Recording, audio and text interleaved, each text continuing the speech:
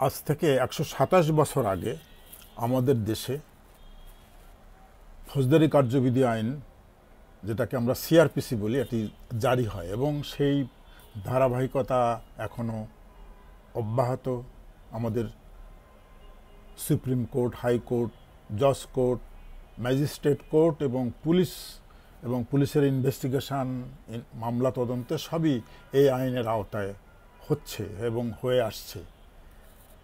এটি আইনের যে সমস্ত দিক অনেক ক্ষেত্রে আমরা জটিল করে ফেলি, আসলে এটি বোঝার বিষয় এবং অনেক ইম্পর্টেন্ট এবং ইন্টারেস্টিং।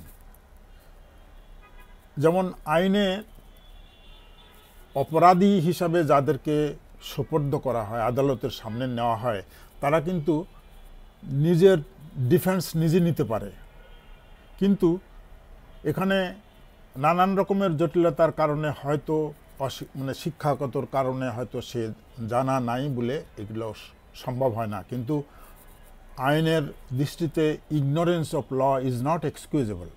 আইন জানা দরকার। সেই হিসাবে আইনের যে বিষয়গুলি আছে এটি খুবই ইন্টারেস্টিং এবং এটা খুবই জানার খুবই সহজ, এবং এটাকে অনেক মহল বিভিন্নভাবে এটাকে জটিলতার দিকে এগিয়ে নিয়ে যায়। তার ভেতরে যেমন বদনাম আছে পুলিশের ক্ষেত্রে, এবং যারা আইন পেশায় জড়িত, কোর্টের সঙ্গে জড়িত, তাদের সঙ্গে যে সমস্ত অ্যাসিস্ট্যান্স থাকে, এই সমস্ত মিলে এরা এই ধরনের সুযোগ নেওয়া হয় বলে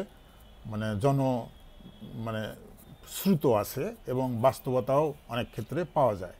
তো সেই সমস্ত জিনিসগুলো এটি এত পুরনো আইন হওয়া সত্ত্বেও এই যে একটা যেটাকে বলা হয় অনেক সময় যে হাইকোর্ট দেখানো হয়, জটিল বিষয়ের উদাহরণ দিতে যায় হাইকোর্টকে টেনে নিয়ে আসা হয়। এই যে একটা ব্যাকলগ আমি বলবো, আমাদের এই ১২৭ বছর হয়ে গেল সিআরপিসির বয়স, কিন্তু এখনও আমরা এই জিনিসগুলোকে আমরা যদি একটু সামনে নিয়ে আসতে পারি তাহলে আমাদের জনগণ খুবই উপকৃত হবে, এবং আইনের যে প্যাঁচ ঘোষ বা ফাঁক ফোকর, যে জটিলতা এই সমস্ত বলা হয়ে থাকে, এর থেকে আমার মনে হয় যে বেরোতে অনেকটা সহায়তা হবে। তা আমি সেজন্য এর চেষ্টা করব আর কি, যে আইনের যে সমস্ত এই সমস্ত দিকগুলো যাতে আরেকটু খোলাসা হয়ে মানুষের সামনে যাতে পরিষ্কারভাবে উপস্থাপন করার একটা প্রয়াস আমার ইচ্ছা আর কি। অনেক ধন্যবাদ।